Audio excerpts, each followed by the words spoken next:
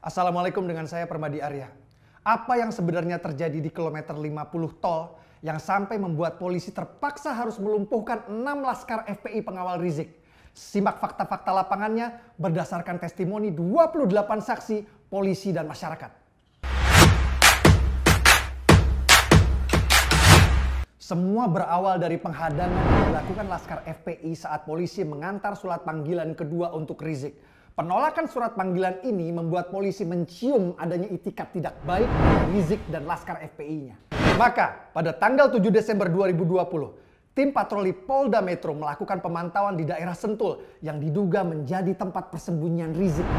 Benar saja, jam 11 malam bergerak 10 kendaraan keluar dari daerah Sentul. Diduga satu mobil berisi Rizik, Hanif mantunya beserta 9 mobil pengawalnya. Satu mobil pisah ke Megamendung, 9 lainnya masuk ke tol Cikampek.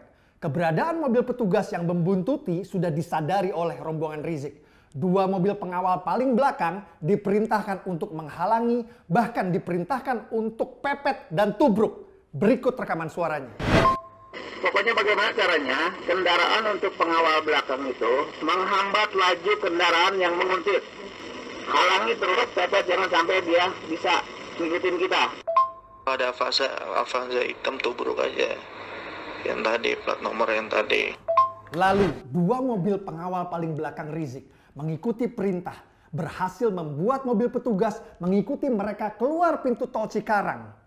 Berikut rekaman suara dari 2 mobil pengawal yang akan menyikat petugas yang membuntutinya. Oh, ini teruangnya ke Bang Aang bilang kita jajak butuh ke Kerawang aja yuk. Mohon Pangda instruksi. Kalau emang sikat, tadi sikat, bilang Pangda ya. Begitu keluar tol, salah satu pengawal Rizik menabrak mobil petugas di sebelah kanan depan, lalu melarikan diri. Mobil pengawal Rizik yang kedua berhenti di jalan untuk menghadang mobil petugas. Saat mobil petugas berhenti, keluar 4 laskar FPI bersenjatakan samurai, celurit dan tongkat yang mendekati mobil petugas dan mulai menyerang dan merusak mobil. Petugas yang berada di kemudi mengeluarkan pistolnya dan menembakkan ke atas sebagai peringatan sambil teriak, "Polisi!" Keempat pelaku penyerangan lari ke belakang mobil mereka. Lalu tiba-tiba terdengar 3 letusan. Rupanya 2 laskar FPI yang di dalam mobil membuka tembakan. Salah satu dari tembakan laskar FPI mengenai kaca depan mobil petugas tembus sampai peluru bersarang di jok tengah. Sementara keempat laskar FPI yang berada di luar sudah masuk ke dalam mobil dan mereka tancap gas. Mobil petugas kembali melakukan pengejaran.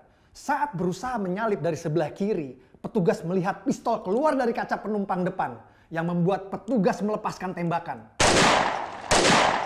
Posisi kemudian berganti ke sebelah kanan yang mana petugas kembali melepaskan tembakan. Terkena tembakan, mobil pengawal Rizik masuk ke rest area kecil kilometer 50. Dan apesnya terhalang oleh sebuah mobil yang sedang keluar dari posisi parkir sehingga memaksa mereka untuk berhenti. Mobil petugas pun tiba. Para petugas langsung turun menghunuskan senjata mengupung dari semua sisi sambil membuka pintu mobil dan memerintahkan untuk turun. 4 laskar FPI turun dan tiarap di jalan. 2 laskar ditemukan di dalam mobil telah berhasil dilumpuhkan. 1 di kursi penumpang depan, 1 di jok tengah. 1 pucuk senjata api ditemukan di bawah kursi supir, 1 pucuk lagi ditemukan di bawah jok tengah. Tak lama, mobil petugas kedua tiba di rest area. Mobil kedua ini digunakan untuk membawa seluruh barang bukti dan membawa jasad 2 laskar yang telah berhasil dilumpuhkan. 3 petugas yang masih berada di lokasi lalu memerintahkan 4 laskar sisanya untuk masuk ke dalam mobil untuk dibawa ke kantor polisi. 2 petugas duduk di depan, 1 petugas duduk di jok tengah bersama 1 laskar FPI dan 3 laskar FPI duduk di jok belakang. Sesaat setelah meninggalkan rest area, petugas di jok tengah tiba-tiba dicekik dari belakang yang diikuti oleh laskar lainnya yang berusaha merebut senjata di pinggang petugas. Sadar keadaan ini sangat berbahaya, sang petugas teriak minta tolong pada rekannya di depan. "Bang, senjata saya bang!"